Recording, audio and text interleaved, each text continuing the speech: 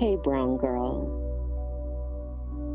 In a world that is set up to make you question who you are, take this time to reconnect to your greatness and speak to the inner depths of your soul.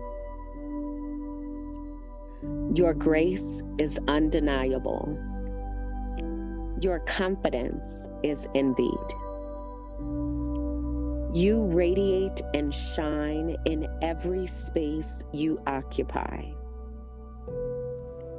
It's time to take back your power and remember who you are. Take a deep breath.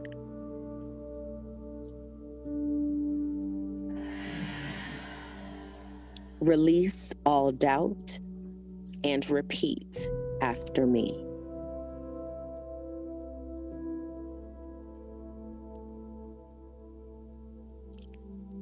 Today, I choose to walk in peace that will not be disturbed.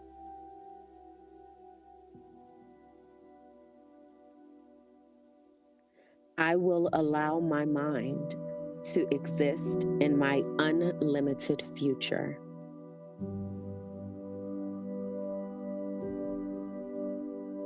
I am breaking cycles of trauma on my bloodline.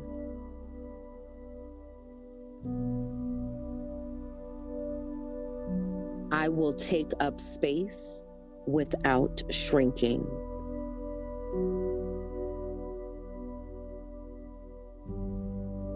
My ideas will impact generations to come.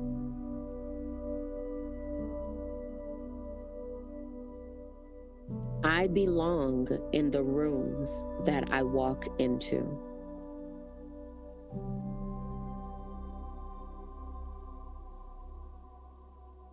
Today, I will effortlessly walk in purpose.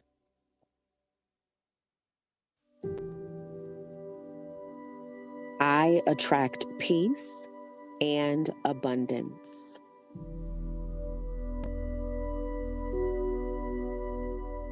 When my feet touch the floor, the day stands at attention.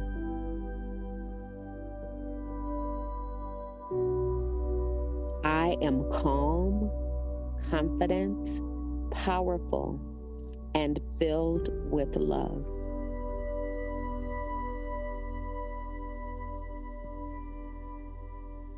I trust myself to explore the possibilities of my heart's desires.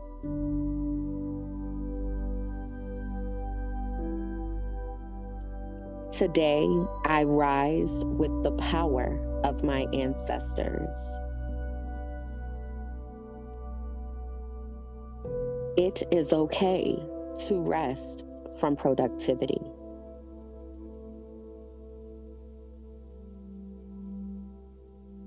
I will live my dreams out loud.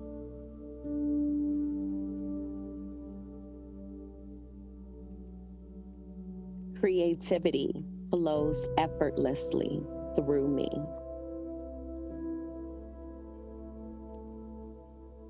Emotions are welcome in my space and in my body.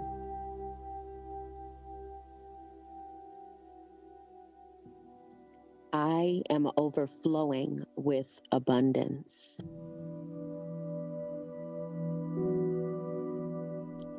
It is time to create again.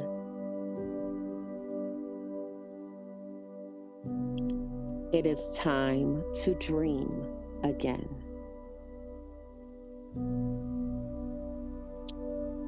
Every breath brings more joy, more peace, and more healing. I belong in every room that I walk into. Radical rest is my birthright.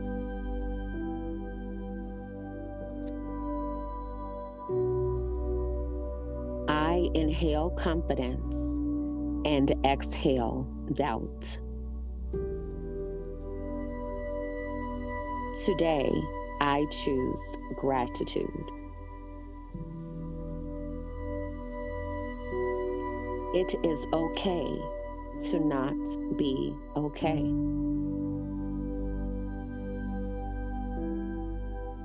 My testimony will be someone else's survival guide. I give myself grace and space on my journey.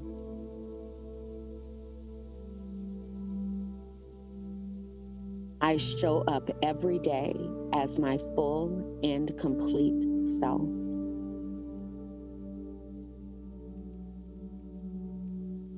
Growth is difficult, but I trust that I am strong enough to do it.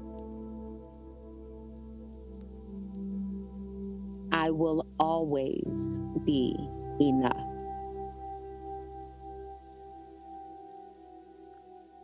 I trust myself to set boundaries that will protect my peace. My peace is my superpower.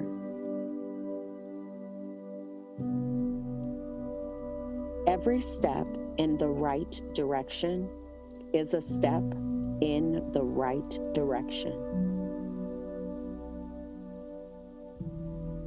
I believe I will receive what I need at the exact time that I need it.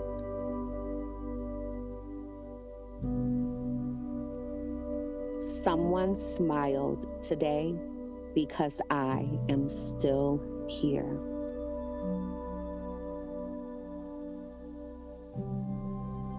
I believe in my ability to do things that scare me.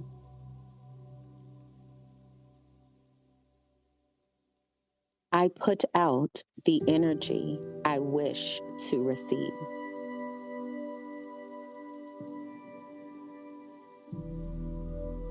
I will stop apologizing for being myself.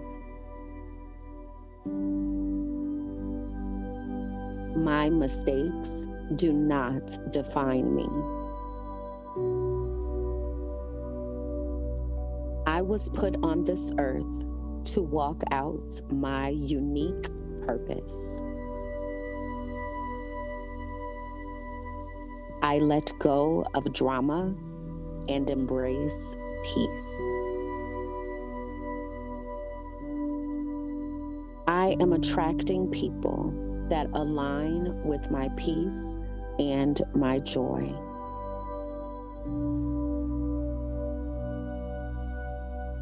I am continuing to heal every day that I continue to breathe. I am confident that things are working out for my good. If it doesn't bring me joy, it isn't welcome in my space.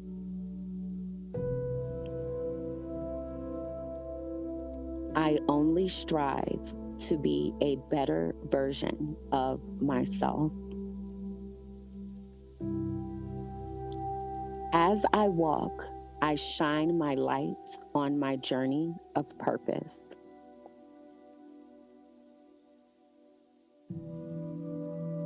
I decide to wake up each morning and choose joy.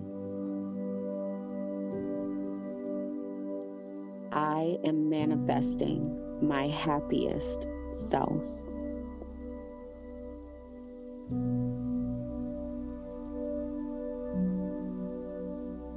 Brown girl, it's time to shine.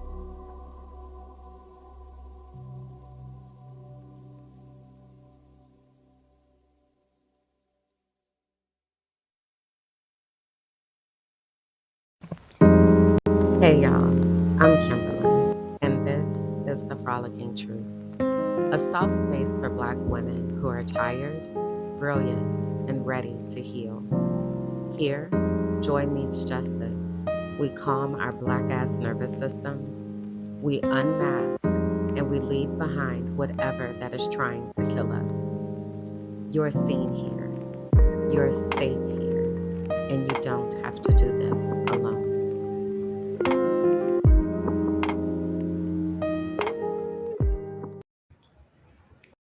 Bam, bam, bam, bam, bam.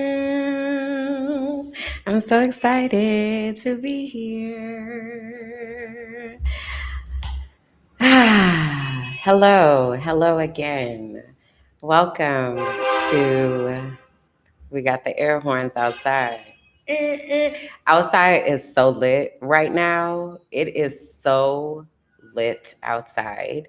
I had to go and take my laundry. And I was like, I finally had to just hold my hand up. Like, y'all see me standing here trying to cross this here street. Nah, cut it out. Like I did to a bus. I was like, enough. Okay, I'm finna cross. Gosh.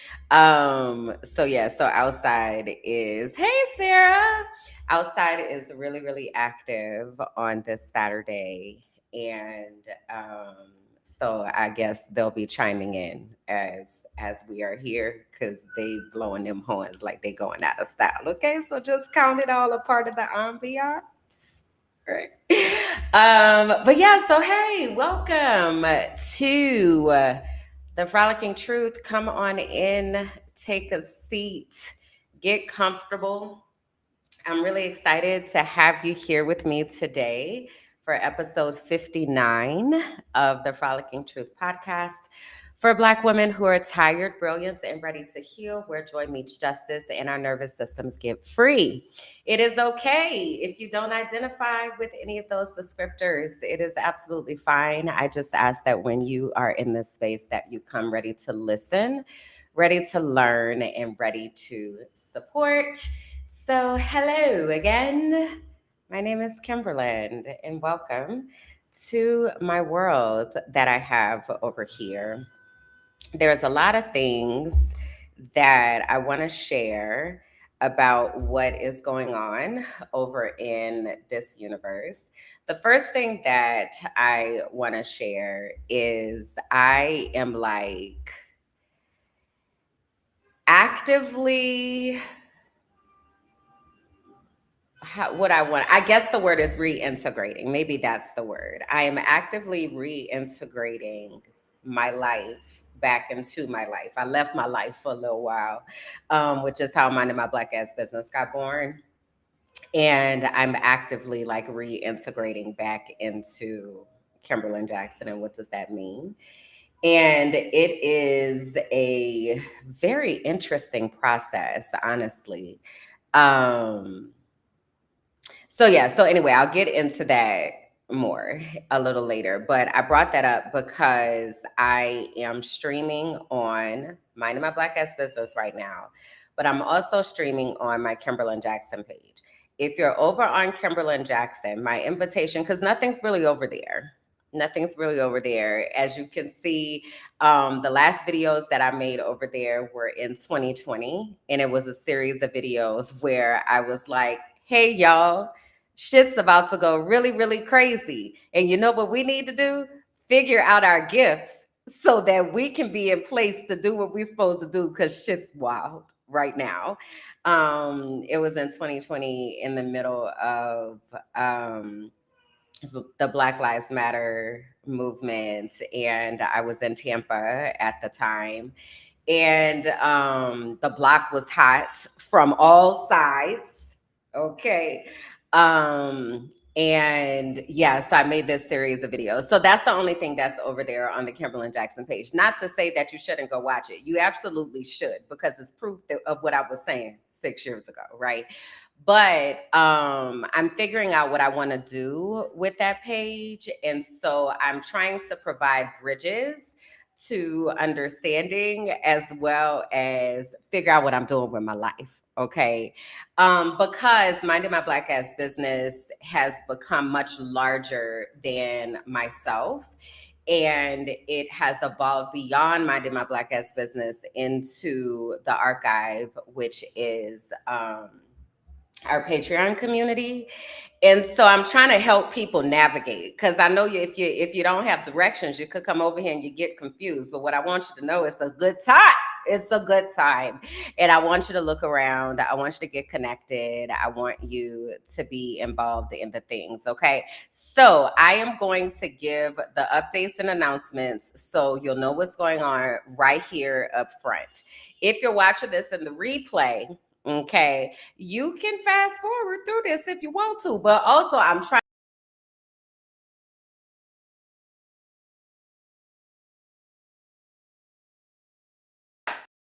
So the first is this button not working. What is happening? Personal hotspot available. Cut it out.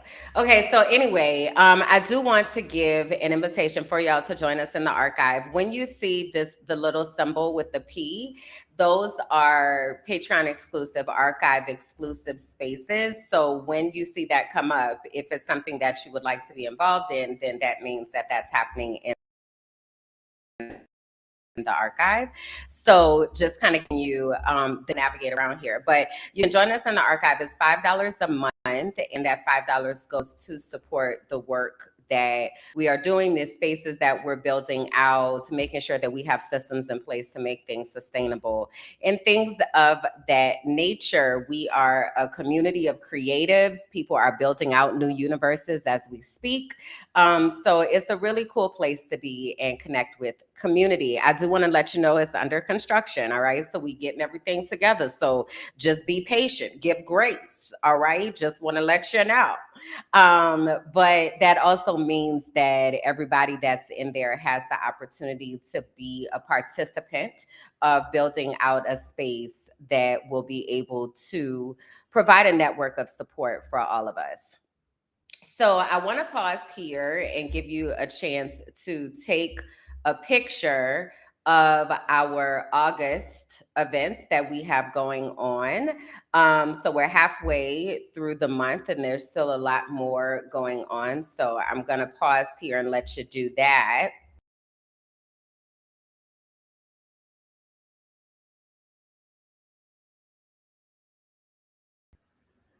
And I'm back like I never left. Buenos dias, embrace all that is you. Welcome to the party. So yeah, these are the events that we have going on in the month of August. And so I want to highlight a few other things. So you don't put syrup on your grilled cheese, which is my podcast with my cousin Kalanda. We are back for another live episode tomorrow at 12 p.m. Eastern, right here on Minding My Black Ass Business on this network. So you don't put syrup on your grilled cheese. Yes, we do put syrup on our grilled cheese. And we also thought that everybody else in the world did that until we realized that was only happening. Maybe we've narrowed it down to just my house, that this was happening. And so we are we're missionaries, if you will, spreading the good news of syrup on grilled cheese, because it really is a life-changing experience. And it really does give you an opportunity to have your taste buds dance, and so we really recommend that people check it out. But anyway, on this podcast, we talk about the things that we thought were normal, but was actually the recipe of family dysfunction. So we're back tomorrow with a new episode to unpack all the things that have been happening over the past 2 weeks. I told you all last week, I made a big announcement that I am the new co-host on the Let's Talk Sis podcast with Shekinah. She proposed to me and I accepted. And so actually today at 3 p.m. Eastern, we are going to be recording the first episodes of Let's Talk Sis 2.0. So if you are in the archive, you'll be able to get that link and come hang out with us and be a part of the show and be a part of the shenanigans and all the things that we'll discuss and be in community, if you will. Okay, so that is happening today at 3 p.m. Also, Just Ask Kim happens every Wednesday at 12 p.m. Eastern, right? So this is, you got to get your lineup together. You know what I mean? So it's like Wednesday is Just Ask Kim, okay? Then on Thursdays, we have co-working. Now, co-working is open to everybody. It's here on YouTube, again, right here on Minding My Black Ass Business. And in co-working, we are doing that. We're working. We also always have a mindset moment where we talk about our mental health and like what's happening within our brains. We get some work done, and then we end it with brands, business, and boundaries, where we have conversations about the things that are important to us as creatives and as entrepreneurs, and how do we honor the bigness of all of the stuff that we're doing in these universes that we're birthing and all of that. So it's a really cool space, and that happens every Thursday from 12 to 2 p.m. Eastern right here on this network. Season 1 is a Patreon exclusive space where it's a rewatch podcast. And right now we are rewatching Girlfriends, Mara Brock Akil's Girlfriends.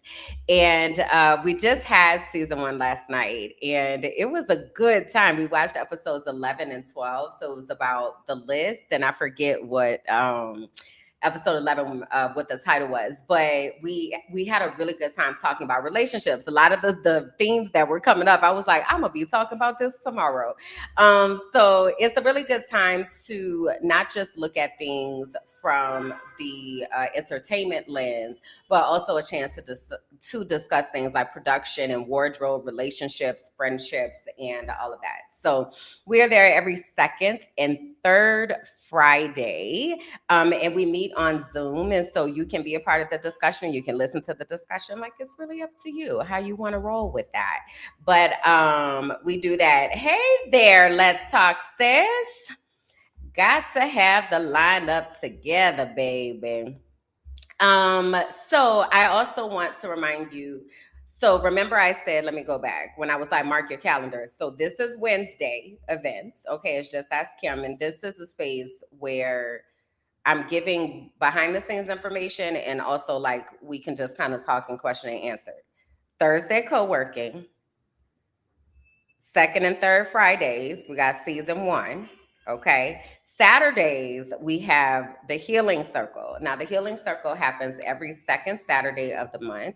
This is a space that is exclusive for Black women.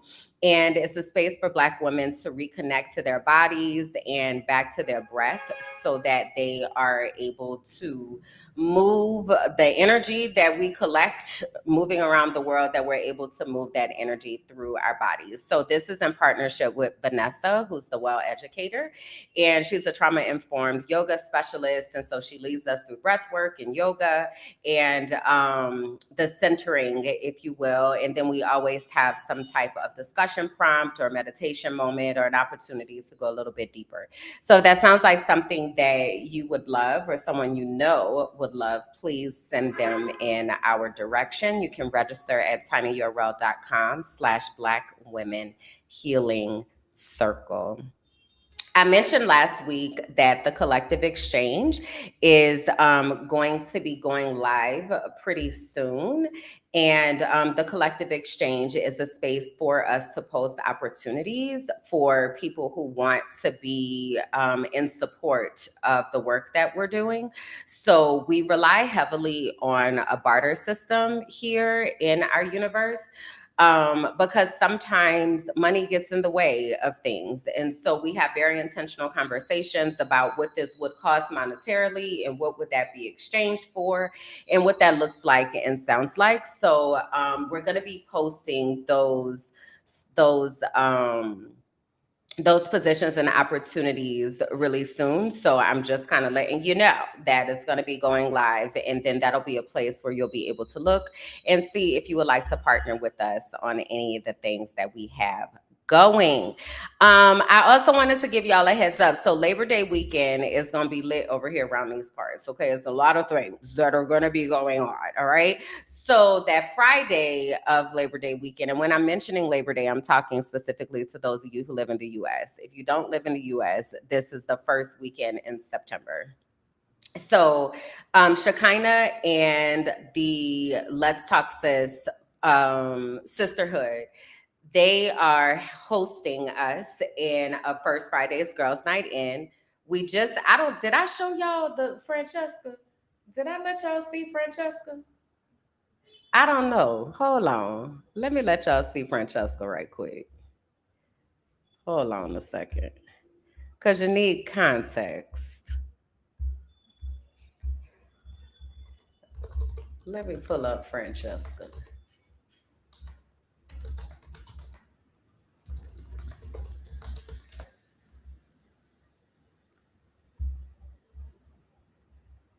Oh my God. Every time I come over here, there are so many notifications and I can't deal. Mind you, there are like four, but also it's too many. Okay, wait. I gotta move this out the way. I gotta do this. Okay. Stop, guys. Okay, wait. Instagram is so aggravating sometimes. All right, let me let y'all see Francesca. Where am I at? How do I bring it back? Okay.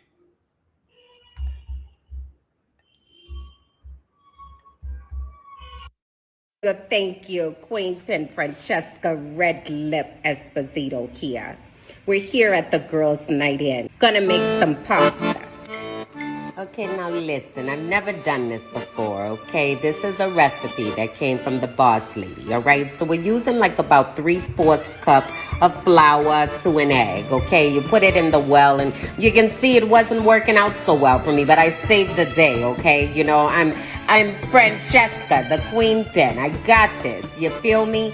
So, yeah, you get all the things together, put a little bit more flour and things if it's sticky, you know, and you gotta knead it and knead it. You know, you do it for a while. You work up a little bit of a sweat if you really want to know, you know.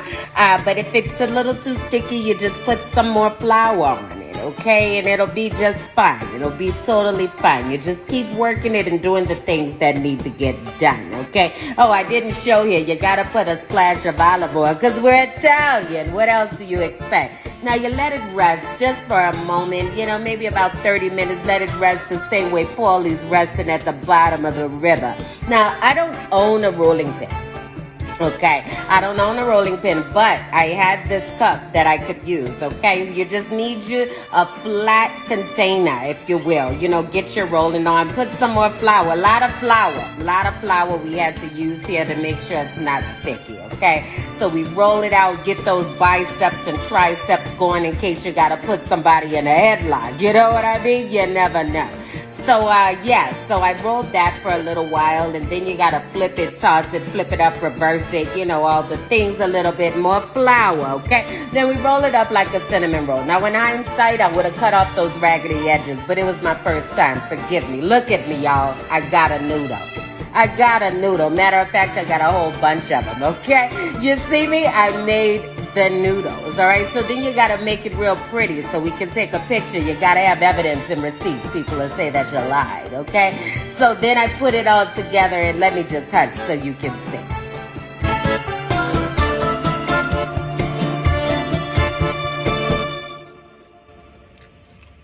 Mm-hmm. Yeah, this is good. Let me tell you something. That pasta was busted. It was so good. Also, I just want to mention Sarah. Sarah's got it in here. She said this accent. Okay. Yes, okay. This accent. Let me tell you, Francesca. The people have been asking for the queen pin, and I'm excited. I'm excited about it because the queen pin is ready to get out here and let the people know what she's doing in the kitchen. Okay, it's been a really good time. I tell ya, you know, I was telling Vinny the other day, you know, because we were talking about Paulie. You know, y'all know what happened and things that I was telling him I'm glad to be back. You know, I went away for a while, if you will. And, you know, now I'm back and ready to be in front of the people. I am so excited about the things that we have in the girls' night, and it is so much fun. We be having a good time, and I be with the shenanigans because I love shenanigans. So, just so you know, If you come to one of the girls' night events, that is what happens over there in the space, and you can be a part of it as much or as little as you would like, but it's a really good time. So the next event again is going to be happening over Labor Day weekend, and there's going to be a movie night. Okay, so we're going to watch The Best Man, and apparently the dress code is wedding guest glam, dressed like the photos might surface. Okay, whatever that looks like. So to register for that, if you go over to the LTS Sisterhood over at Patreon, you'll be able to get all of those links to be a part of that. Everybody who is in the archive, both free and paid, are able to be a part of the cookout. Y'all, this is the thing. If you watch From Auntie with Love, one time we had, wait, let me take this down for just a second. One time we had an episode and we were talking about where we would be at the cookout. And I was like, I haven't been to a cookout in so long. And I think the aunties thought that I was being bougie, but I haven't lived in the US. Like, I haven't been to a cookout in forever. And I'm not gonna lie, I be feeling some type of way because people just be out chilling, they be doing the things, they posting their pictures, and they out there footloose and fancy free. Sarah out there going to the pool in New York, and like, it's a vibe. It's a vibe. And I be feeling like I'm missing out.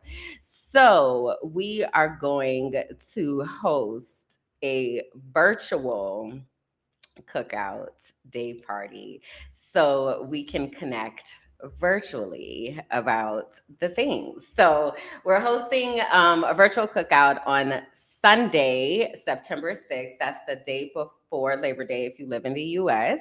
And at this cookout, we are going to be having a good time. We are DJ sets, podcasts, lore and marathons, games, drinks, just dancing, laughing, having a good time, connecting. One of the highlights that we're going to have is a gift competition, because a lot of y'all be talking cash money about your gift usage and where you are out here in the world of giftery.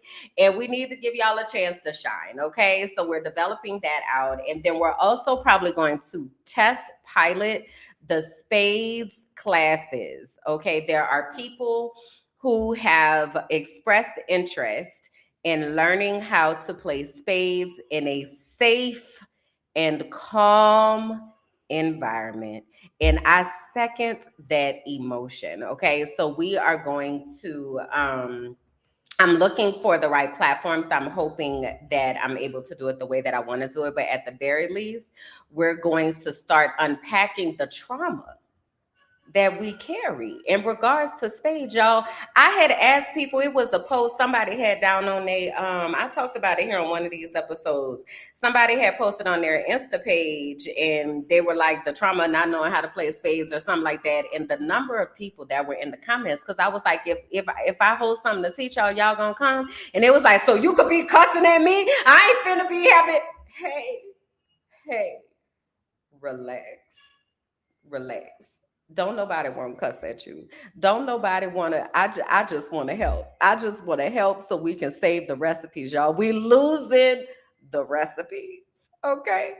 So, yeah, I want to like figure out what that space is going to look like, but it's going to be a vibe. Okay, it's really going to be a vibe, and I'm really excited about it. And so I'm telling you now so that you can mark your calendars. Okay, so if you go over to the Patreon, then you'll be able to get the link to register.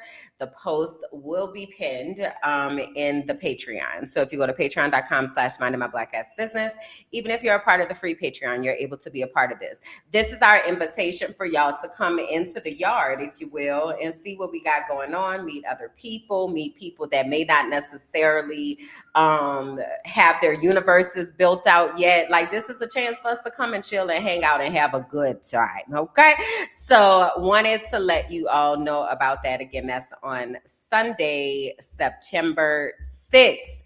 We're going to pause here for a quick commercial break so I can drink some water, and then we finna get into the things. What if the thing you've always called too much was the exact thing God designed on purpose? This is for the ones who've always known they were different. Too sensitive, too loud, too knowing, too intuitive, too woo-woo. But what if your sensitivity is actually your superpower? What if your intuition was your inheritance? Discover Your Destiny is a 10-week sacred journey back to yourself. We explore the design of your soul, your spiritual gifts, and the unique way that God speaks to you. This isn't church. It's not a rule book. It's not a performance. It's the moment you stop chasing approval and start walking in divine alignment. You'll gain clarity, language, and confidence around who you are and what you are here on the earth to do. You'll learn the real voice of God. And if you feel called to go on to become a certified intuitive melanated life coach, this is where that path begins. There are 2 ways to enter this sacred container: the Destiny track, full investments and coaching experience, or the Divine Exchange track, where internship meets soul work. You'll support podcasting, content creation, or brand development behind the scenes while learning how your unique gifts benefit the collective. Your knowing isn't a flaw, it's the fingerprint of God. This is your invitation, and I hope that you'll answer. So if you want more information about Discover Your Destiny, please go to dyd25.com. I am doing one-to-ones right now. There aren't any group. There won't be any more group classes available until next year, but I am doing one-to-ones where we can walk you through the journey and you get your own personalized experience. Okay. So, and that is available as well through the Divine Exchange track. So, want to put that out there. Okay. All right. Now, let's get into the auntie check-in. This is the part of our show where I tell y'all what's going on with me, what's been happening out here, some things and stuff. So I usually start this off with a discussion about Raina. Okay, Raina is my hair. Throw some crowns in the chat for Raina. Okay. I'm really liking this stage of growth right here. When I had first, so if you watch older videos of me, I had a lot of hair. It was like this long, and then I had cut it for my birthday, and then it started growing back. Because that's what hair does, but also my hair be growing. And so I am accepting the fact that I'm just gonna have to do chops every so often or something, because it just Raina keeps growing. So anyway, I'm happy with this. I like this particular phase that we're at right now because it's kind of starting to shape. Because this is the thing, I'm not a hairstylist. Okay. I don't know what I'm doing. I'm literally just now. Granted, I've upgraded. I had the first time I did a big chop, I just used kitchen scissors. Okay. Get it out of here. We're done. This time I at least have hair scissors, right? So I'm using hair scissors, but also I don't know what the hell I'm doing. So I feel like where we are right now, the things are kind of growing in where it's giving me some versatility. So I was able to do a little pushback situation here. We kind of have some bangs going a little bit, and so I'm enjoying this. Also, I'm really enjoying the flaxseed gel. I am, first of all, so I had the flaxseed gel that I had been making, right? Then, oh my God, I'm itching just thinking about it, girl. So some time had passed and I had made more. And I had opened up the bag that the flaxseed gel was in. Girl, it had bugs in there, girl. Oh my God, I couldn't get it out of here fast enough. I am itching just now thinking about it. It was a lot. Um, and so I threw that away. And then I, of course, had to get some more and then look like, what is the proper way to store this? Because that cannot happen again. Nonetheless, the making of the flaxseed gel is fairly easy. And So the first time I had made it, I didn't have a mesh strainer. And so I had a lot of seeds in it, which is not what's supposed to happen, right? But that was a trial run. You know, I'll be experimenting.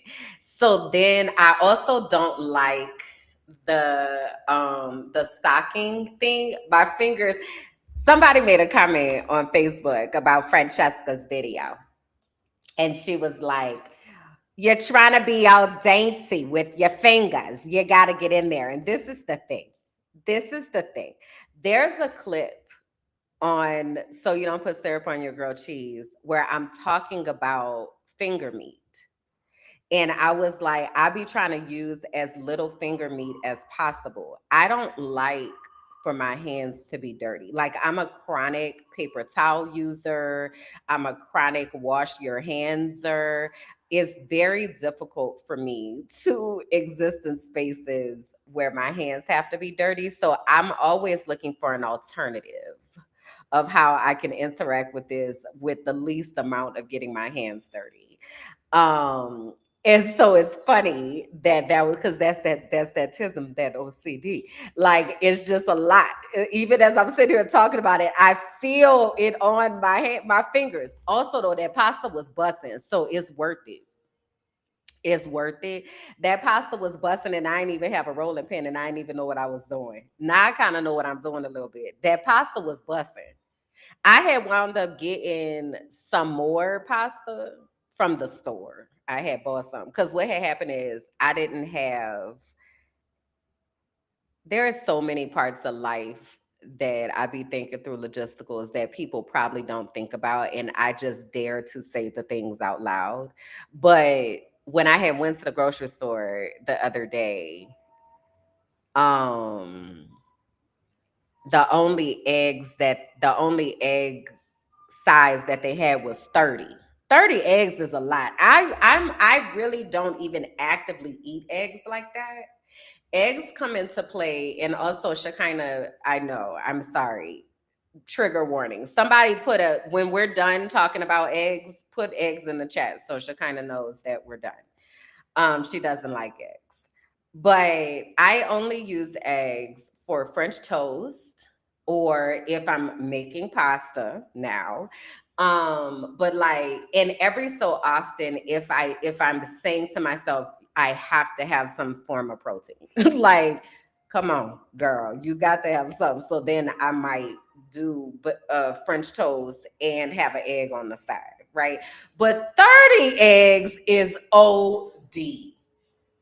And how am I supposed to carry 30 eggs back? I can't even really put that in my bag. You know, with a dozen of eggs, you could just put it in because you just carry your own bag territory, So like you could just put the carton in there or on top or whatever, but it's in my bag. 30? That's two hand situation. And now I don't have a hand because I need to bring some water because I be thirsty. So every time I go to the store, I need to get water today. So I had dropped off my laundry a moment ago. And after I had went to the laundry place, and then I said, "Oh, let me go get some water because I be thirsty." And then I go in there, they ain't have no water, and that happens from time to time, and I be so frustrated because this water over here at this store is three times, no, it's 3.4 thousand Colombian pesos, right? And at the other store, it's like 9.6 thousand. Like, why y'all water so expensive in this? But also, I don't want to think about it too hard because that's gonna lead me down the road because I'm also a microbiologist. So anyway, it's a lot of logisticals that be happening.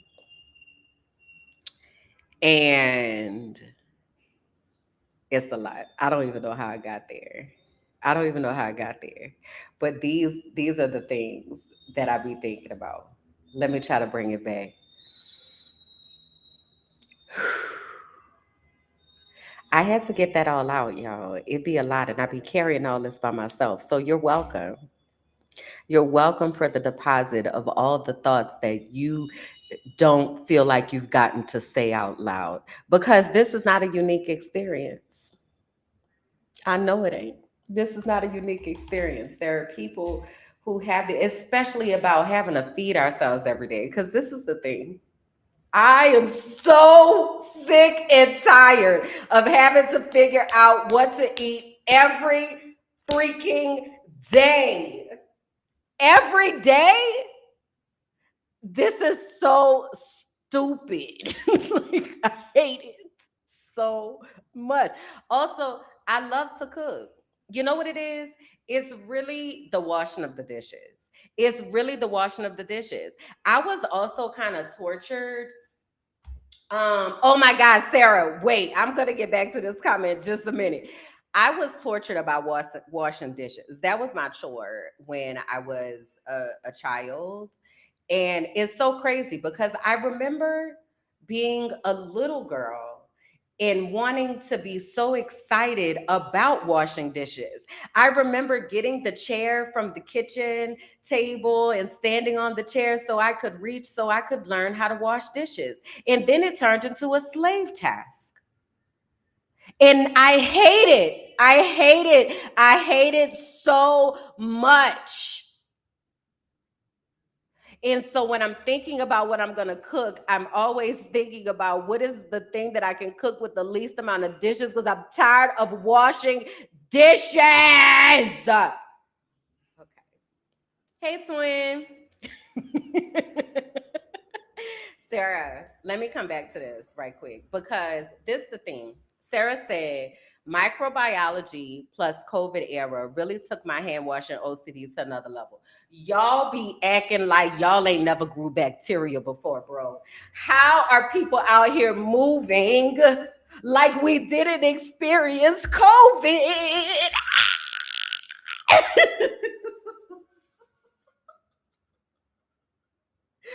If this was animated right now, I want y'all to imagine that my head just exploded and blew off my neck because how?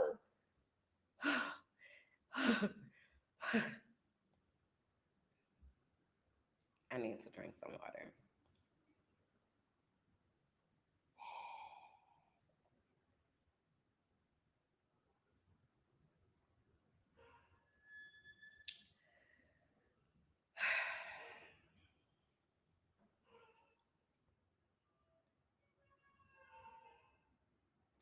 So that's what life has been like. That's what life has been like. And I know I'm not alone.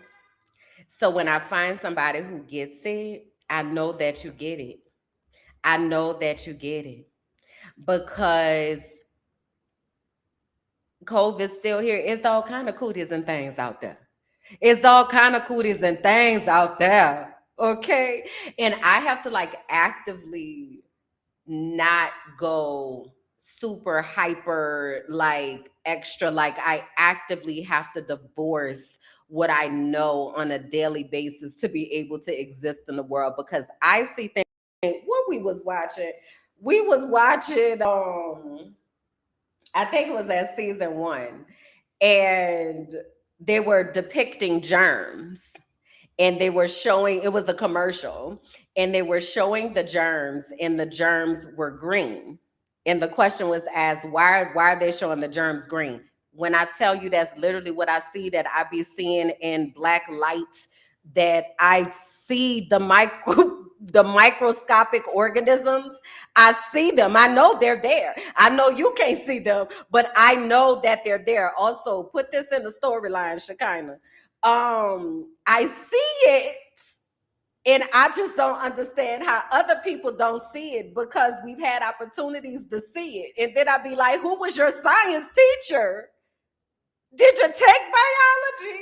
Did y'all grow the thing? Did y'all not swab toilet seats and phones and things? And then it all comes back to, yeah, girl, you are really a nerd. And I'm all right with that. That's what I want y'all to know. I'm all right with that.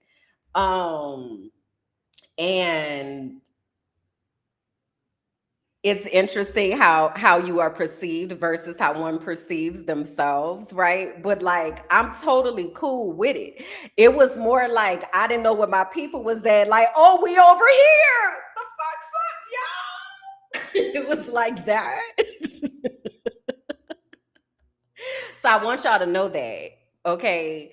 And so no, I'm not trolling people. Okay. I am like just understanding my nerdhood, blurredhood. Okay. And also I'm busting up in the room because what up? Where the hell y'all been? Why ain't nobody tell me y'all was over here? Ain't nobody told me nothing, bro. Ain't nobody told me nothing, but I'm here now. And I got some things I wanna say.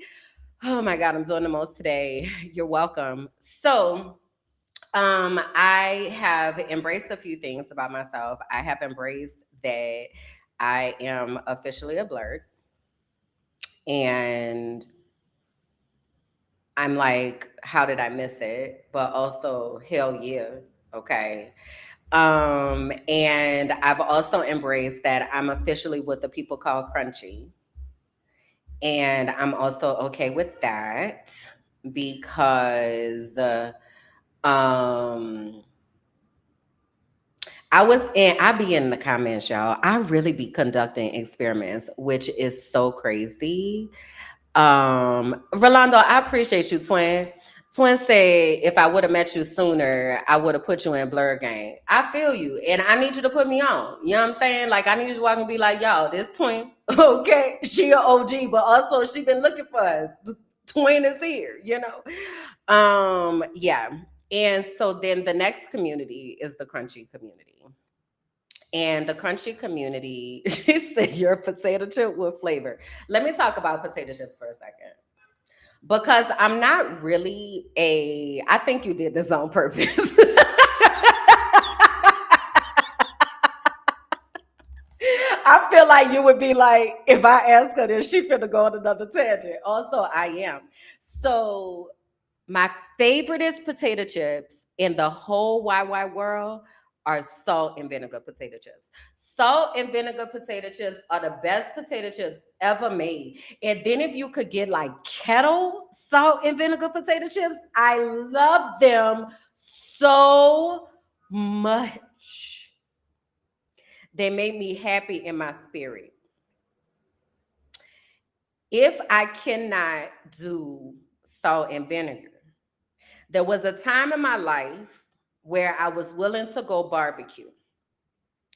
I believe like that time has passed because I feel like barbecue now, mind you, I ain't been in the States, so I don't know what y'all's brand is, but I'm gonna say barbecue here. It ain't barbecue like barbecue used to be.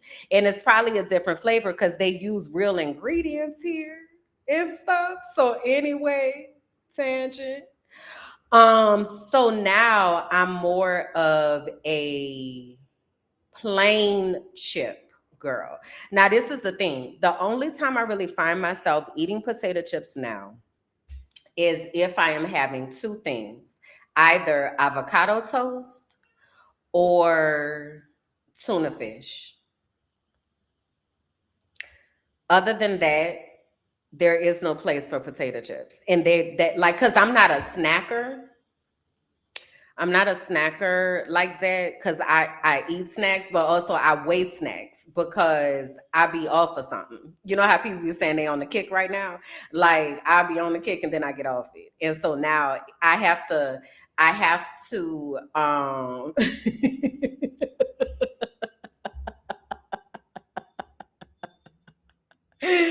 embrace all that as you said. Oh, now you want to battle me? Hers salt and vinegar chips are the best chips ever. Turn your lips white, they season so well. My second choice is Lay's Classic.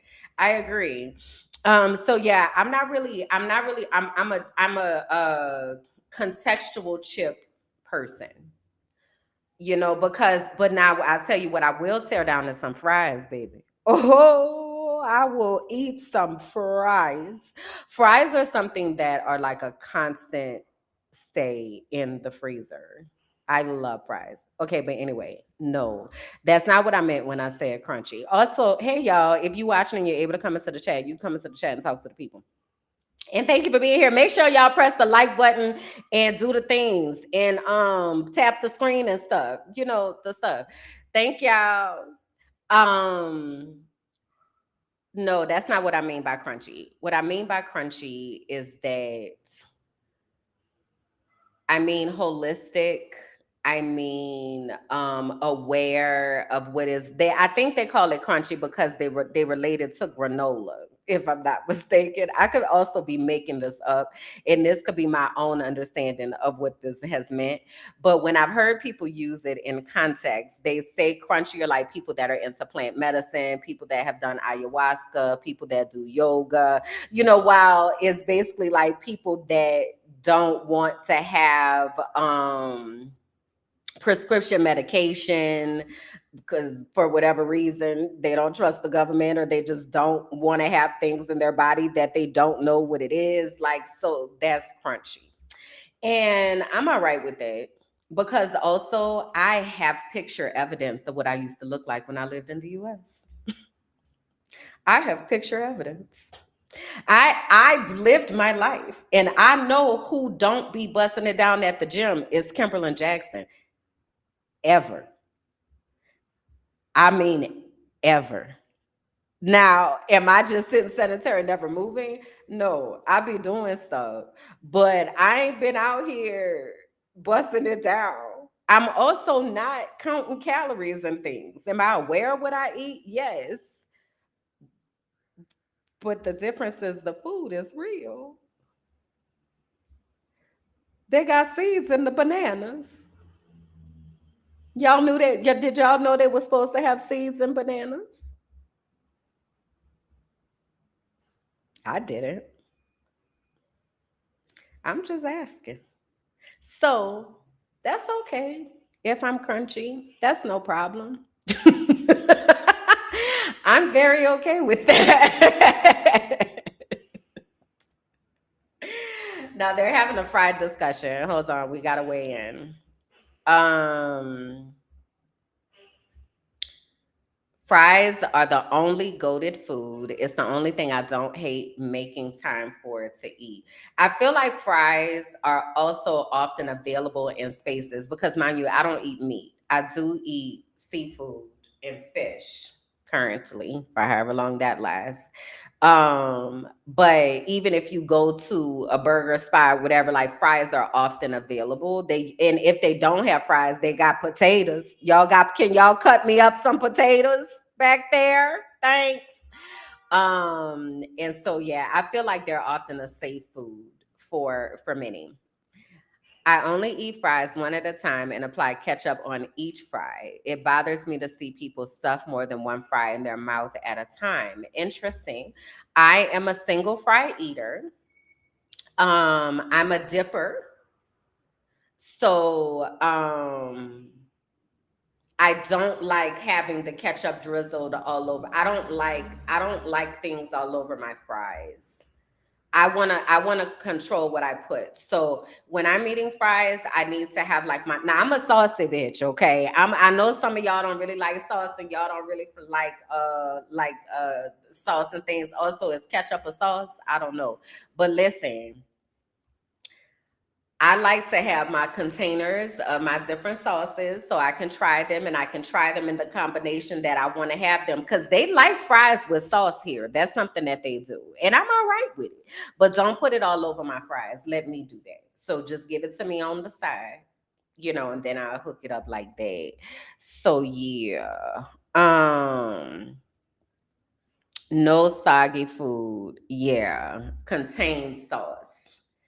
We have to savor each and every fry. Otherwise, what's the point? I know. I'd be like, where you going? Is somebody chasing you? Why you gonna stuff all the fries in your mouth? You okay?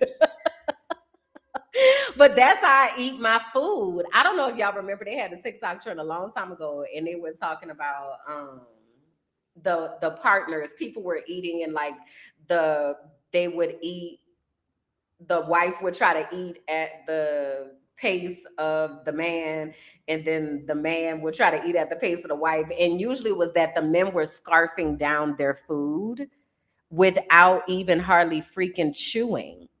Are you even tasting what the hell how big is your throat? Is that a plausible moment? Also, my throat is not that big. I choke. Literally, if I had to have the Heimlich maneuver done on me, I'm not fit. I got to take my time and make sure that everything is okay. And I would like to taste my food, please. God dang. Okay, let me get off of that. Y'all be distracting me. Um, I'm thinking about my nerd wardrobe and what that looks like. I very much back in the day used to be like super preppy and definitely was pleated skirt me down. Okay. I didn't really have pigtails, but I did have a bob. Okay. Because baby always had the hair was popping. But I'm thinking about what my nerd wardrobe is for this particular stage of life. And so I've been going through a few different things. I've hung out in the mermaid world. I've hung out I entered the fairy world the other day. I've been floating through the Comic Con worlds. Also, though, back to the fairies. I saw this lady the other day, this fairy, and she was doing hand bubbles. So, like, she had a container. First off, it was grossing me out because there are too many hands, and I need us to have separate containers. Why y'all acting like there wasn't COVID? I don't understand. But anyway, outside of that, suspending that from my understanding, you have a container that has bubble juice in it. And then you take your hand. She said I guess you gotta do it like real tight like that. And then you wet your whole hand and then you blow into it and then you make hand bubbles. And it's like this, super unique fairy hand bubble thing. And like there's a whole bubble community. And I was like, nah, a bitch like me would not mind being a part of that. I would not mind being a part of the bubble community. And so if the fairies live where the bubble community are, then I got to go see about the fairies because a bitch loves bubbles. So I've been trying to figure out what that looks like. And so I'll keep y'all posted. I'll give y'all the what I want to say. The Y'all will see the proof and evidence as I evolve over life of which directions I decided to go. Now, if you're in the archive, I'm gonna take y'all along for the journey as I'm gonna find the hand bubble thing, and I'm gonna put it in the archive so y'all can see it. It was the cutest thing. It was so cute. But yeah, so I'm trying to figure that out, and that's gonna be interesting. Also, there was an earthquake, and that has been a lot. Um, I talked about it a little bit on Wednesday and just asked Kim, and those were like my initial uh y'all, that was a lot, type shit. Um, and then there was another earthquake yesterday. So there was an earthquake here in Colombia, and then there was an earthquake yesterday in Indonesia, which was about the same strength. The one that was here was a 7.4. The one in Indonesia was a 7.7. And some months ago, there was an earthquake in Venezuela. I can't recall the I can't recall the strength of it, but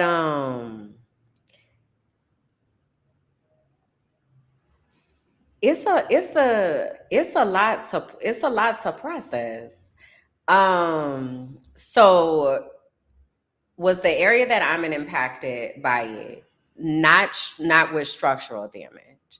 There are some cracks. So actually, this is one of the things I hate about going outside because I be seeing people and don't be wanting to see people, but also I be needing to see people, but I don't like people just showing up. So what had happened was when I had went to the laundromat, I had ran into the man that redid this apartment and just so happened to be in the elevator. So then the other guy who's like, this guy was supposed to come by to see these cracks because there's a crack at the bottom of the stairs, and then there's a crack that runs from upstairs to downstairs, and it's the crack in the paint, but I don't know it doesn't look like it's structural. So like there wasn't structural damage for real per se, just kind of like that type of stuff. The animals were definitely doing a lot though, because I had went to the park and I had recorded a video, and in the video the animals were the birds, and it wasn't just birds though, it was like they were making a lot of noise. So it was definitely clear like that something had happened. But no, child, they went back to acting like nothing had happened. Now mind you, it was 7:30 in the morning. That's when they like start going to work and stuff. Like they do get to being in them streets about 7 or so. And I was in the bed, but after it finally stopped, I heard horns. Like they was like, "Burb, I gotta get to work. I ain't got time for this." Like it I was like, so y'all just it just like nothing happened. But then the videos and things started rolling in from the Pacific coast, and so tomorrow, and so you don't put syrup on your grilled cheese, Kalanda will share what her experience was like, because they're over on the Pacific coast of Colombia and it was worse over there. Um because there was another earthquake recently here that they felt that I didn't feel. So to your point, Mother Earth is sick of this. It's sick of this. Sick of this, y'all. And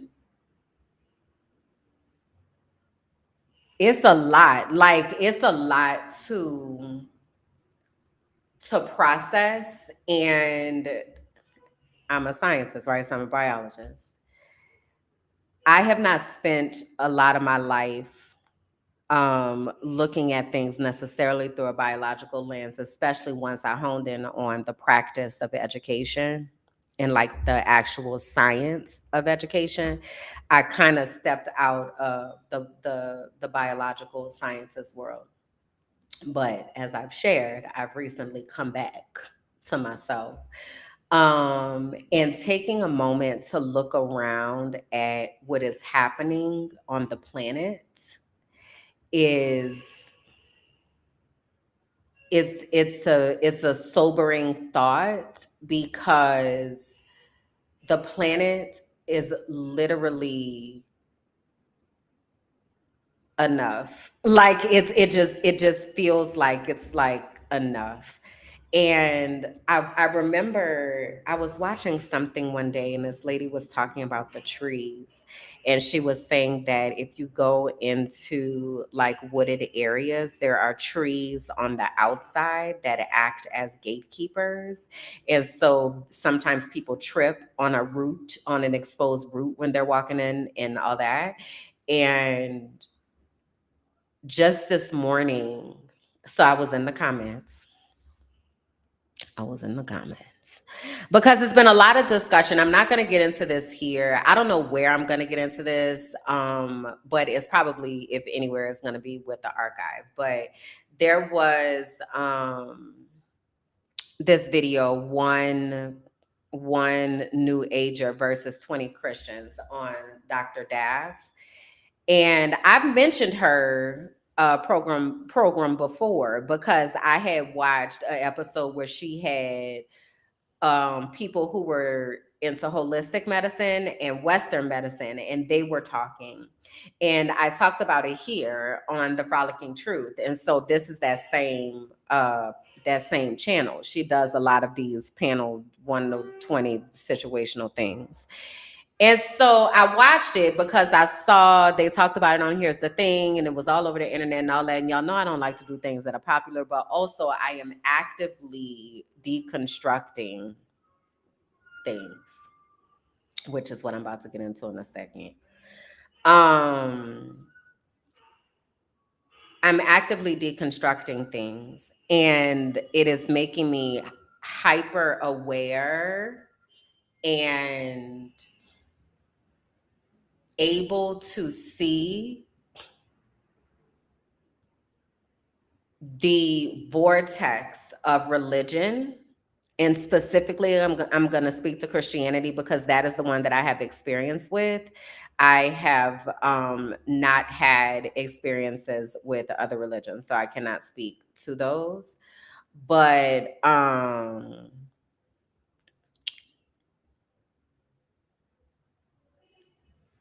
Christianity is based in, I'm going to say this, the iteration of Christianity that we received in the United States is based in fear. And that was really the only thing that they had to offer in response to legitimate questions or response or things that invited science into. Now, mind you, Jasmine Gardens, oh, I don't know her name for real. I think that's what it is, Jasmine Gardens.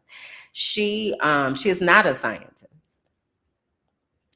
So watching it as a scientist, it made me have additional questions as a scientist. Now, this is the thing I also know. So, y'all know I used to be a science teacher. I taught in Florida. And what I did not teach, and one of the reasons, first of all, I don't like seventh graders. And if you are a parent who has a seventh grader, or you somebody who's around a seventh grader, I need you to know that that's the year that they lose all their shit. They don't be having no kind of sense about themselves. And when I tell you, I can't deal, okay?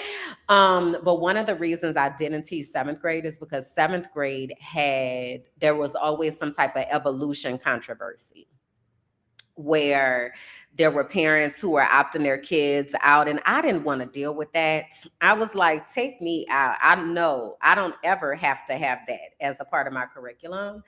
Um, but the reason I say that is because there are often clashes with science and religion. A lot of scientists don't believe in God, um, and which I also find interesting.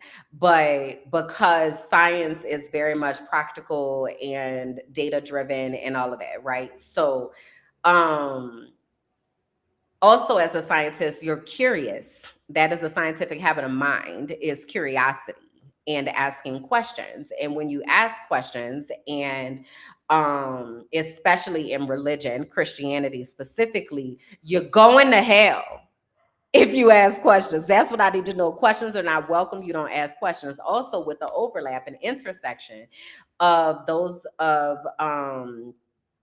indigenous people or Black people who are descendants of slavery, you don't ask questions, you just do, you just follow. So putting all of that on top of each other, the work of deconstructing is a lot, and it happens in stages and phases. And so one of the places that I am actively deconstructing and asking myself what I believe about certain things and what evidences that I have, I think that is a healthy practice. It is also a very scary practice when you have built your entire foundation on things that you then find out are a lie. You know what happens is you have a mental health crisis, is what happens. And you make a decision. You decide to say, I'm going to just pretend like that never happened. I'm going to go back to what I did before, or I'm going to be brave enough to ask those questions. And so anytime that I see people that are deconstructing, I stop for a moment and listen to what they have to say, because I believe that questions are valuable. And I believe that questions can give us insight into how someone thinks, and questions can allow us to have understanding of who people are or who they're developing into and where they stand at the core of things. And this is the last thing I'm gonna say on this Christianity thing is that a lot of what is said in defense of things is it just is, or go read the Bible, as if there are no other texts that can provide information about what is happening. But the belief is that the Bible is the end all be all, done all, said all, it's don't you question that, when in reality it has been translated a bunch of times. It literally says the King James version. Who the hell is King James? He ain't God, is he? I mean, like, right? So when you start asking those questions, is often met with vitriol and anger, as opposed to, that's a good question. Who the hell is King James? And why are we reading his version of the Bible? Who else had a version? Now, and we know we can open up the Bible app and see that the New Living Translation, New International Version, the King James Version, there's the Message Bible. Like, we know that things are constantly being translated. I got to give you that, now at least. But that doesn't happen. So, I believe it is a very brave practice. And I also believe in being very transparent about where I stand, because also I'm looking for my people. If I'm not talking to you, bro, I'm literally not talking to you. When I tell you, I don't know how many people have like expressed that sentiment of like, I'm talking to who I'm talking to. Um, And if I'm not talking to you, that's okay. So one of the videos that I was watching this morning, when I was in the comments, the lady was asking questions, and there were people in the comments that were like, "Just read the Bible, and it'll tell you." And it was, girl, she's not talking to you, girl. She's not. Don't come over here with all that, because there are a lot of the religiosity. You don't even know why you believe that. Somebody just told you that. That's not even. Let me get off of this. And let me see what y'all said. Hold on. It was a comment that I wanted to pull. Sarah said something. Hold on. Here it is. She said, quantum physics unites science and spirituality for me. I'm also a scientist, and the more I learn, the more I believe in a higher power. Exactly that. But it's not the God that was given to me down there, to the Lutheran church, the Catholic church, to the full gospel church. It's not, that's not God. It's so much bigger than that. And the science of it all supports the fact that there is indeed some higher power, creator, something that is out here orchestrating things. Like, it is very, very clear the deeper you get into it. And so that's why I like asking the questions, and that's why I like going down the path, because I'm like, I really want to see what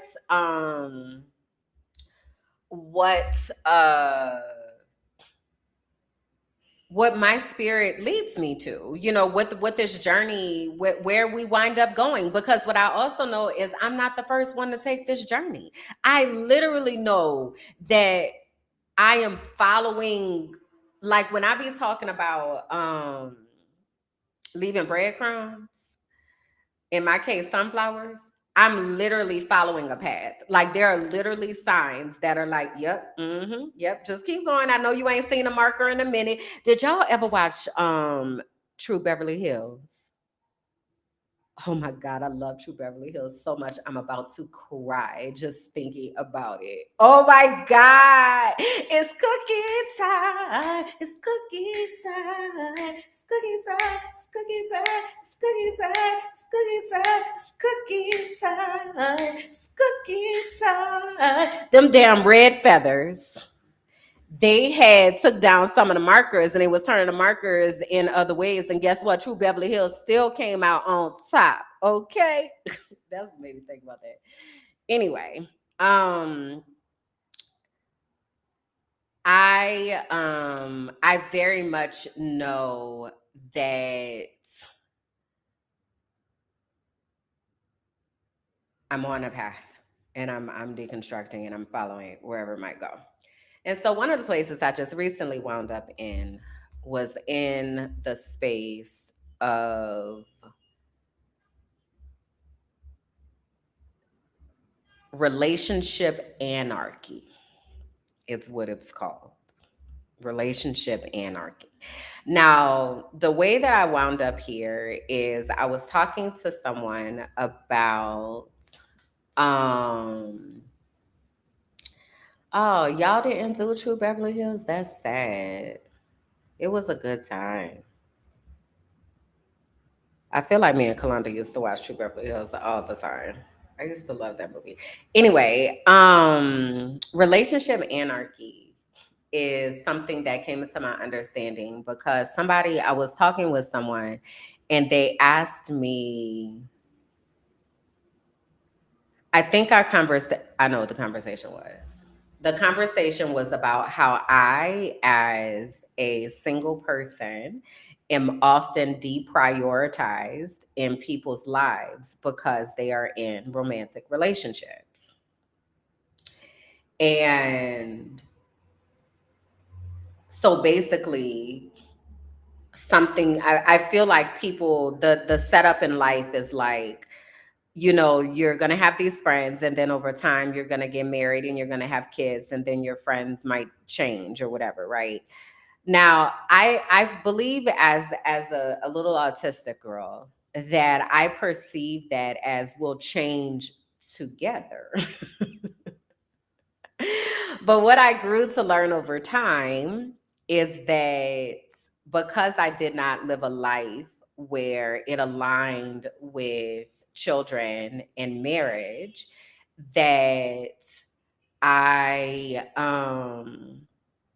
was either not included, excluded, or used as a babysitter, or used as your life is not as important because you don't have these particular things going on, motherhood or marriage.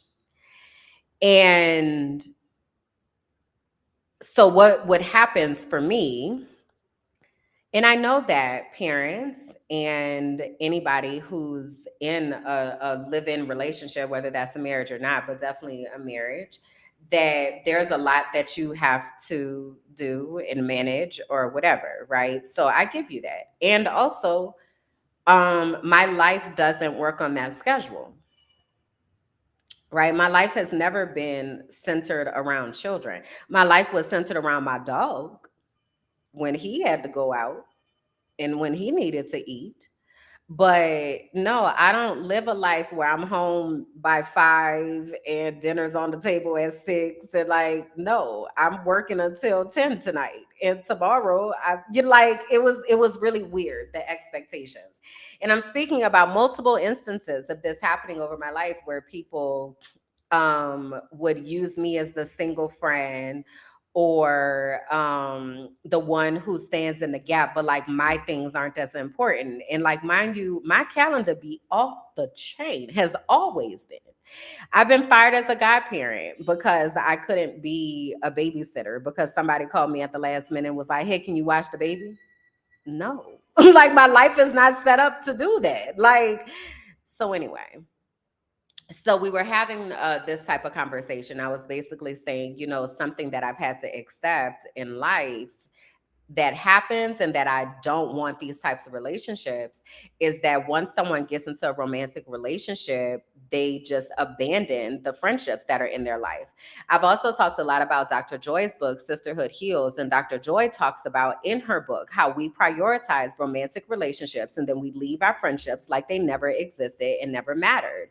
And I have been the kind of person that has often people just be like, and combine that with I live in the computer.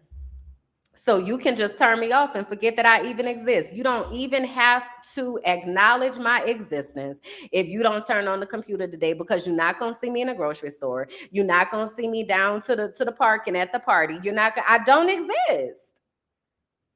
And so it is like forcing me to have to reevaluate my idea of family and friendship and who actually shows up and what showing up looks like and sounds like, and who is acting as if I don't exist anymore because now you have love in your life. So I was explaining that. That's what the conversation was about. So then they said, Because I said, I was like, I feel like our relationship should get equal priority. And I'm like, and I said, oh, because I was also talking about, it was a little situation that had happened with these dudes, right? And one dude had felt some type of way because, oh my God, it's too much to get into.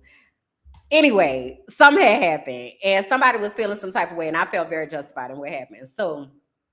Um, so I had said in that this relationship over here does not impact this relationship and what we have in this container. There are certain things that are on the table. There are certain things that are off the table in this relationship. This is a different relationship. There are certain things that are on the table. There are certain things that are off the table in this relationship. And this is what I'm explaining to the person who asked me that.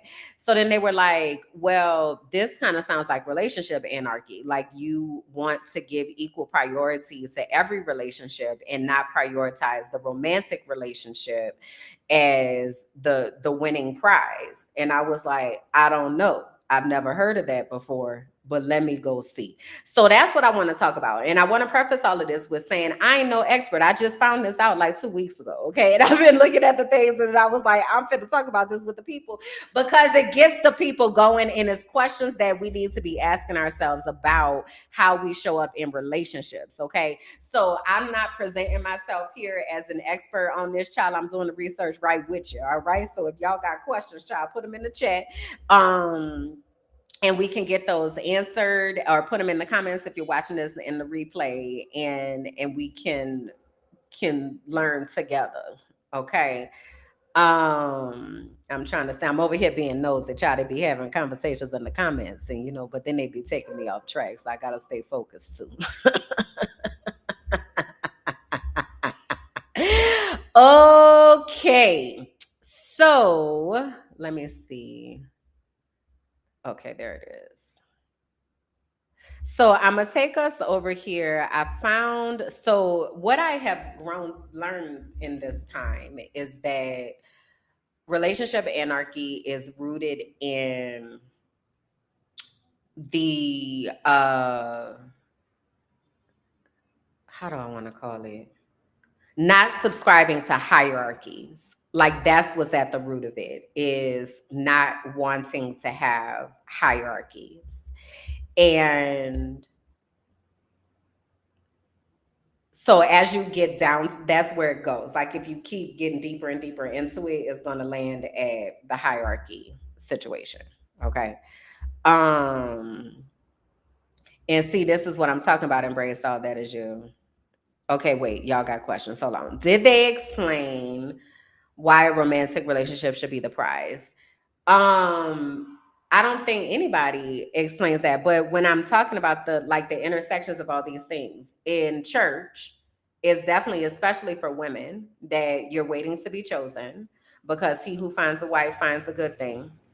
And so you have to show yourself worthy of being a wife. I literally just sat here and thought about John Gray with his old adulterous ass, who had the nerve to sit in pulpits telling women how they need to show up better to be a wife. Nigga, what? So the church, and then conditioning from parents, right? Let me say this. My mother did not care about me getting married, but she did care about me having children. I don't know her because the marriage that of my childhood that they had was not healthy. So that was not necessarily marriage was not necessarily something that was pushed in my household per se. Marriage was something that I felt like I wanted and definitely was in church, be found and be, and have this husband and the two kids and the dog and the picket fence and shit. So that was like the thing, right? So then outside of marriage, romantic partnership is like you've been chosen and now y'all go and you build your life together and you have happily ever after. Like that's the steps that you're supposed to do. I never grew up in a world where it was like you need to make sure that you honor your friendships because to embrace all that, as you said, when the romantic relationship gets cracked and they need someone to talk to, now you calling. and then I'm not available because I'm living my life. Like, but you didn't want to. It's like, it's happened to me so many times where people push me literally out their life and just be like, all right, bitch, get the fuck out of here. Like, it's crazy. And I'm also going to allow you to do that. I'm also going to allow you to do that because you invite people into what you want them to be a part of. And so if you're now giving all of that to your romantic partnership and there's nothing that's left here for me, I hope that that is meeting your needs, because I really don't want people in my life who forget that I exist because now you have somebody that you love romantically. Because this is the thing for me. Friendship is the deeper relationship for me. And I don't, higher ain't the right word. It's the deeper relationship for me. For me, it's about depth of relationships. I don't really like to have shallow relationships with people. And that's across the board. So for me, friendship is a space where you're usually most honest and most transparent about what's going on. It's a space where there usually is emotional support. And mind you, that might look different from person to person, but I don't want to be romantically involved with someone who is not my friend. I did that shit already. Okay. I don't want to do that. There have also been times that I've said to people, I need you to be my friend. And then we could talk about anything else, but you going to have to be my friend first. But what they didn't want to do was put in the time and work that it takes to actually be a friend and to be somebody who others are able to trust and rely on, and be someone who actually cares about me as a person that's actually showing up. There are people that I have met here virtually that show up for me more than people that have sat next to me for years.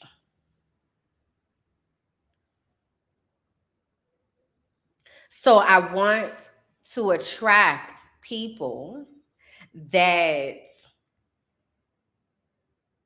are putting the same amount in intentionality into the relationships that they have. And there are ways to show up. There are different ways to show up. And so um that's what I prioritize. Now I'm just finding out that there's names for all of this. Okay. What you hollering at the screen for? What is you hollering? Um I'm just finding out that there's names for all this. So I wanted to find. Oh Lord. Okay, so a few things I want to go through. Okay, so this is gonna be from an Instagram page. Wait, that's over here. Oh wait, that's over here. I got too many tabs open. Too many tabs open. I don't want to hear it. Okay, so this one says, what is relationship anarchy? A complete guide. And so we're going to go through this and then I'm going to see what y'all's thoughts are. Let me read the caption. Okay. The caption says relationship anarchy is often misunderstood, partly because the word anarchy makes most people picture chaos. The actual practice is intentional relationship design, not the default script. It's a relationship philosophy. The folks who land on relationship anarchy tend to share one thing. They got tired of the relationship escalator, society deciding which connections mattered most and which ones got demoted by default. The philosophy of relationship anarchy works across structures, whether partnered or single, polyamorous, or monogamous. Without a script, you write everything from scratch, and that takes a ton of communication and intention. Save this for when someone asks what RA is, and you want a complete answer to just send over. So, I'm going to put this link into the chat for those of y'all that are here in the chat. Wait, where is the chat? There it is.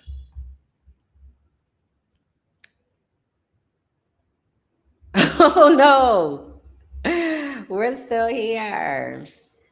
Okay, so that's the relationship anarchy thing that I'm about to go through. And this creator says the right WRIGHT _ Rachel and shame-free therapy. Okay. So what relationship anarchy is? Relationship anarchy is a relationship philosophy that rejects the idea of automatically ranking romantic relationships above other kinds. Andy Norgin named it in a 2006 manifesto, building on activist and queer community thinking that predates her work. Key term is relationship escalator. The relationship escalator is the default cultural script that puts all serious romantic relationships on the same upward sequence: dating, exclusivity, moving in, marriage, kids, forever. Relationship anarchy rejects the idea that this sequence is the only valid path or that climbing it makes a relationship more important. Common misreads of RA. Some people imagine RA as a free for all or an excuse to avoid commitment, or like it's only for folks who don't want to settle down, or just another word for polyamory. None of those are accurate. Relationship anarchy is a philosophy of intentional relationship design, and it can show up in any relationship structure. So that's meaning this could be a romantic relationship, this could be a business partnership, this could be a friendship, this could be an associateship, everything. The core principles: each relationship is unique and is designed by the people in it. Love and respect over entitlement and expectation. There is no automatic hierarchy across kinds of love, and commitments get customized to the relationship rather than inherited from the category. Relationship anarchy versus polyamory versus non monogamy. Wait, should I pause here for a processing break? Hold on. Let's pause here for a second before I move on to that next part. Let me see what y'all saying, if y'all have things. What is happening over here? They're singing. Okay.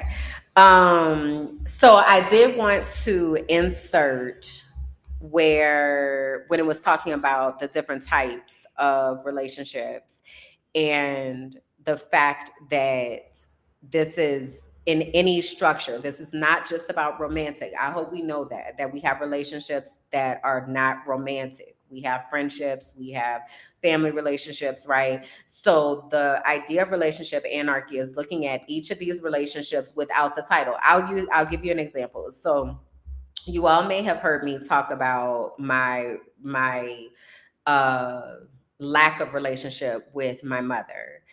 Um I struggled for a really long time with what I needed to do that was best for myself, because it was like, that's still your mother. At the end of the day, that's your mother. Now, mind you, my mother was abusive growing up. She was abusive to everyone in the house. So, myself, my brother, and my stepdad. Um, and it was a lot. And she also, even after that, um does not take accountability for anything. She just doesn't. And she gives Oscar winning performances, and she does not take accountability to own her actions and to correct her behavior, and therefore she is not welcome in my life. But prior to me coming to that understanding, I would be like, but that's my mama, so I have to. She is my mom. And in reality, I don't. Just because you own that title or that role does not mean that you get access to all these parts of me by default. So I was asked, Elbad actually asked me, he was like, if she wasn't your mother, then how would you is this somebody that you would consider a safe person to be in your life? And I was like, hell no. And he was like, well, that's your answer. So take the title off of it. Is this person a person that you would allow to be in your life if they did not own that title? So this idea of relationship anarchy allows us to really think deeply about what type of people we want in our lives and what type of relationship do I want um to share with you? What type of access do I want to grant you? Just because you have proximity to me don't mean that you get to show up at my house.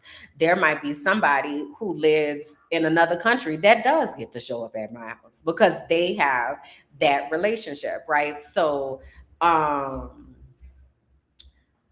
it's I think it's important to ask the questions, right, more than anything, because we don't ask the questions. We just kind of go with what society has said or what we were conditioned to believe is supposed to happen, when in actuality I can customize and craft the way that I want to exist in different relationships. So that, okay, so let me see what else we got in here. Oh, okay, we're about to go relationship anarchy versus, I don't know if y'all have questions, but feel free to put them in. I also don't know if I have the answer, but we'll see. Okay, so then this says relationship anarchy versus polyamory versus non monogamy. Polyamory describes a relationship structure with multiple romantic relationships at once. Non monogamy describes a broader category umbrella term for any consensual, non exclusive arrangement. Relationship anarchy is a philosophy that can apply to any structure. The structure and philosophy are separate questions. So, again, polyamory is a structure. Relationship anarchy and polyamory would say, because we're choosing to be in this polycule or whatever, this is how we are all going to intentionally choose to interact with each other. This is how the different pairs are going to interact with each other. This is what is on the table. This is what's off the table. Is intentional conversation and communication. What this looks like in practice. For some folks, RA looks like a deep, best friendship that gets the same protected time most people give their partners. Others build it around multiple intimate partnerships, none of which are formally ranked. Another version has one nesting partner, several close friends, and the explicit understanding that partner carries no automatic priority over friend. So we have a case study here. Picture someone who'd been on the escalator with a long term partner for 8 years. The friendships that had carried her since her 20s were getting demoted by default. She reorganized her life around relationship anarchy at 35. Her partner is her primary romantic relationship. Three close friends have weekly protected time together, and there's no implicit ranking between any of them. The old script of hierarchy had been mismatching with what she wanted for years. So, this also reminds me I have time on my calendar with my friends or with different people, and that is your time. And if we use your time, like we use your time, but like that is your time, and I'm going to honor that time. That time is not going to be, oh, I need to go do something with my boo, so girl, we don't have to meet today because my boo is here, type thing. um so yeah, okay, so what relationship anarchy asks of you. This framework often requires a lot more communication, which for some is a perk. Now, I'm a communicating as somebody. I love to communicate. It is very important to me, right? Everybody don't like to communicate, and therefore that's not somebody who would be a part of relationship anarchy. Without a script, you have to write everything from scratch. What this relationship is, what both of you want from it, and what it's allowed to be when it changes. This reminds me of something else. I was talking to someone who was getting a divorce, and the conversation that we were having was about, do you love the person or do you love their title? Because the marriage is dissolving. This, I'm gonna bring it up, this big Will and Jada energy. The marriage and romantic relationship is dissolving. However, if you still love them as the person that they are, then you continue to love them even though you no longer have access to their sexual energy, because that's the only difference. Honestly, at the end of the day, is that you get to have access to their sexual energy and they're removing that access to that sexual energy. You can still be friends, you can still love them, you can still support them, you can still care about them, you can still raise your children together, you can still have a healthy relationship. You just no longer have access to the sexual energy. But that takes maturity And that means that you have to actually love this person, not what this person can do for you or what this person does in that role. And for me, that's a deeper type of love, that we can continue to love each other beyond how this relationship might evolve. That's what that last slide reminded me of. Okay, let me get back over here. And so again, without a script, you have to write everything from scratch. What this relationship is, what both of you want from it, and what it's allowed to be when it changes. Where does this get hard? Relationship anarchy is harder for folks who are raised on the relationship escalator script. So, like almost all of us, because all of us have been conditioned in that way. The script gave structure, and throwing it out without something to replace it can leave you feeling a bit anxious, confused, or even deeply uncomfortable. If you're craving relationship anarchy to avoid intimacy or accountability, the philosophy won't do that. All right, so these are our takeaways. Relationship anarchy is a relationship philosophy that rejects the automatic ranking of romantic relationships above other kinds of relationships. Relationship anarchy rejects the idea that climbing the relationship escalator makes a relationship more important. The four key principles are: there are no automatic hierarchy, designed by people in it, commitments are customized, and love and respect are prioritized over entitlement and expectation. And then it says, don't forget that all relationship structures and philosophies are valid as long as they don't harm other people.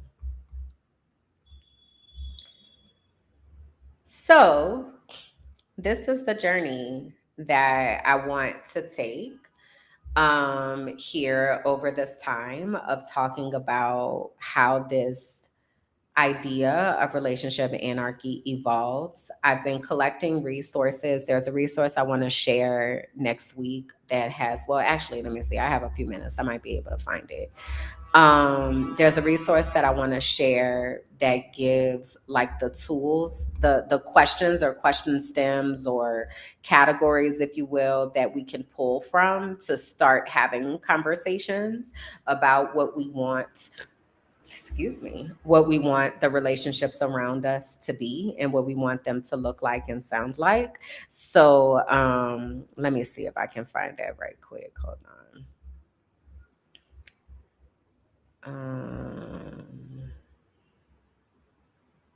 Was it in here or did I? Here it is. Oh, wait. No, I don't want her to talk about it. Let me just hold on. Maybe I can just research it. It's called Relationship Anarchy Smorgasbord. Oh, let me come back over here. So let me see if I can find it. Let me know what y'all are thinking.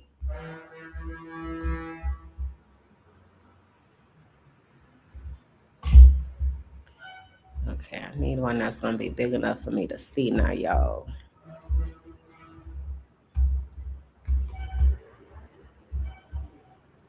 Okay, this one is simplistic enough. All right.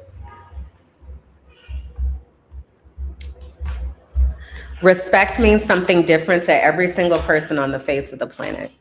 And so the idea of respect is something that really needs to be defined. What one person thinks is respect, somebody else may think is disrespectful. And so it's a very, very, very important conversation to have. We used to have this conversation as well in education and classrooms because there's it's perception, like it literally is perception, and without defining what it means, it becomes a place where misunderstanding will live. So the idea is to have the conversation about what those things mean and outline those. Okay, so this is a relationship anarchy smorgasbord. This is credited through Women's Health. And these are just some of the areas, but basically caregiving, for example, Do you want the caregiving responsibilities to be with your partner? Do you, with your romantic partner? Do you want, what, like, especially for somebody like myself who doesn't have a partner, are me and my friends going to get together and decide that we will care for each other? Do we want to have a legal entanglement? Do we want to have a marriage? Do we want to have civil partnership? Do we want to adopt children? What is our power structure, right? Like, are we friends? Are we sisters or what? Like, I don't know, whatever those things mean, but then you got to define that. Um, this one is definitely centered on romantic relationships. It says share values and goals, commitment, cohabitation. But like, there are some of us who don't want to live with our romantic partner. Kiki Palmer talks about that all the time. That that's not something that is desired by everybody. And so you would want to be partnered with someone, romantically partnered with someone who understands we won't be living in the same house. And there are people that want that. Physical intimacy, you know, are we allowed to touch each other? Is hugging okay? Are you somebody that cringes at the idea of being hugged? Like, those are things that can be talked about. Okay, so this one was centered on romantic, but I'm gonna find, there's another one, but it's small and I don't, my glasses ain't working good enough for me to see what it really say.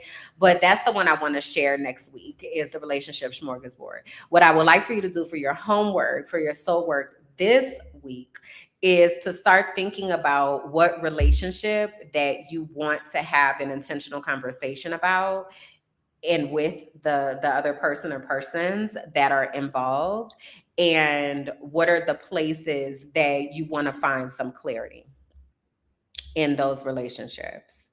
um so the answer is, let me get out the comments. I don't know what's happening over here. So what is the relationship that you want to focus on for this case study, if we will, that we're doing this learning? What is the relationship that you want to focus on, or what is the type of relationship that you want to focus on? Maybe you want to focus on friendships, or maybe you want to focus on romantic partnership. So what relationship is that? See, we have somebody who's like, don't touch me, right? And so that would be important for someone to know, whether that be a friend or a romantic partner. Don't touch me. I don't want to be touched, right? For me, I need you to make sure that your hands are washed, because I don't know what you was touching before you came up in here. So don't touch me. With, I remember I ain't never swerved so hard, been the matrix so hard in my life, where somebody tried to touch my face. I was like, what are you doing? It was a lot. Um, but yeah, so it's having those conversations. Is touch welcome? You know, are we in a friendship? Are we going to talk about our romantic partners? Is that something that we're going to do, or is that something that we're going to leave out of this space? Like, have the conversations with intentionality instead of making the assumptions. All right. It's one last thing that I wanted to show y'all, and this, I'm going to go deeper into this. But I had just mentioned Kiki Palmer and her talking about creating a cohabitative space, if you will, without her romantic partner and with others. So I found this creator who, what does this say? Collective living pros and cons.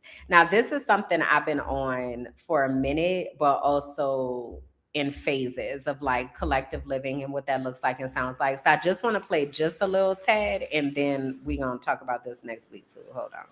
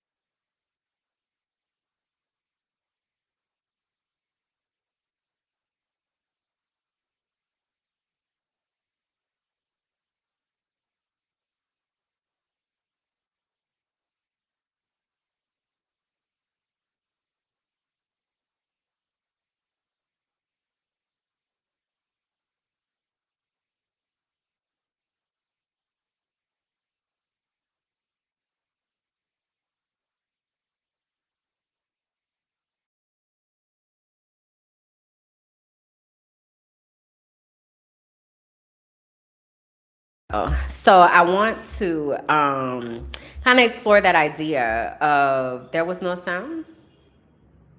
Oh man, not that y'all didn't hear nothing. What happened? That's crazy. Okay, I'm gonna just put the link for y'all and then we'll get into this next time. That sucks. Basically, she was saying that she owns a multi-family unit and she lives collectively with herself and some of her friends. They all have their own unit and they collectively share resources and food and care for each other. She mentioned that she does have lovers, but they are not centered in.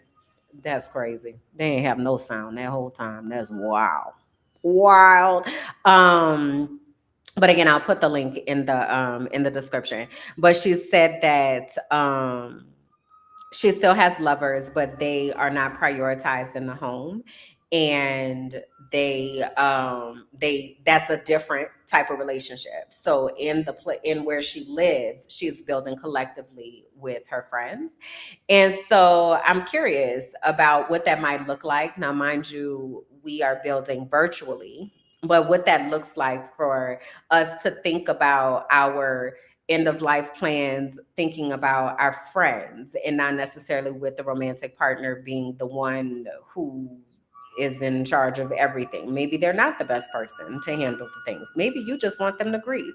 Maybe you have a friend that is willing to doula you onto the other side, right? So there are different ways that we are able to put systems in place. And being someone who is living in the world with myself and by myself, physically, I think it is important to be intentional about having these conversations with others who also may be looking for support in these areas. Because at the end of the day, we all we got, and so we don't have to be figuring these things out on our own. We can collectively pull together and start a business. We can collectively pull together and create a homestead. We can do that. It doesn't have to be centered in romance. So that's what I want to talk about over the next few weeks. And so I'm excited for you all to be here and along for the journey. And I hope that that's going to be a good time, you know? Um, so I wanted to, let me see, let me get my bells and whistles together here. There we go. So, for our closing thoughts, well, before I get the closing thought, let me remind you that tomorrow we're going to be back with another episode of So You Don't Put Syrup on Your Grilled Cheese. We'll be live starting at 12 p.m. Eastern. We'll be on from 12 to 2 to just before 2. And then that's happening tomorrow. And then Wednesday, we'll have Just Ask Kim, where you can come with your questions if you're a part of the Patreon. Oh, I forgot. Right after this, so in an hour or so, Shekinah and I are going to be on to record the first 4 episodes of Let's Talk Sis. So please do, if you're in the archive, come and hang out with us in that recording. Also, if you're a part of the LTS Sisterhood, then you're also able to get the link over there. And right now, the LTS Sisterhood is free. So if y'all go over to patreon.com/LTS Sisterhood, you can get connected. I'm just saying, okay, all right, cool. Just trying to give you the end on the things. Okay, so anyway, so I want to tell you about that and remind you about that. And Just Ask Him on Wednesday. Thursday, we have co-working, so make sure that y'all are here with us. And then we'll have season 1 on Friday, and then we'll be back here with the next episode of the Frolicking Truth. Please make sure that you have liked the page, subscribed to the page, that you share this, that you tap the screen, that you leave a comment about something that stood out to you, something that you're thinking about, something that you want to dig deeper on. This is a community. I want y'all to talk to each other and meet each other. I know this is like a space that I curated, but everything ain't got to be about me, okay? So make sure that you're connecting with the people and sharing, what you're learning, and send some more folks over here. We're looking for our peeps. Okay, you feel me? All right, cool. So let me look at the closing thoughts. Okay, so I think there's a lot of power in being able to design things in a way that makes our spirits feel happy and allows our spirits to figure out what works best for us. And that's the journey that I want to invite us on, and allowing ourselves to imagine a way that works, that feels connected. The idea of deconstructing is not easy, and it happens in every single area of our life. But I do believe that if we take an honest look, and when we were talking about things like love or religion or relationships, and where that came from, and whether it was actually designed with our wholeness and our wellness in mind, that we will be able to allow ourselves to release what was given and to embrace what we deserve to have and what our spirits actually need. So, I have a quote here from Janet Authorine, and it says, "Soulmates are friends whose spirits travel together. Hearts break and mend together, and souls rise together in love, acceptance, and harmony." That's the love story that I am looking to seek, and looking to write, and looking to capture the love story of the friends that helped me to find the ground. Those of you who have showed up in this space to support me and get my work out and hang out with me and send encouraging words, and all of that means a lot. And I want to really be intentional in honoring those relationships that we're building. So I want to center that and protect that and pour into that, because for me, friendship is the real love story. So, yeah, that's it. That's all. I appreciate y'all. I love y'all. And I'll be seeing y'all soon. Oh, wait, I have a button I have to press. Where did it go?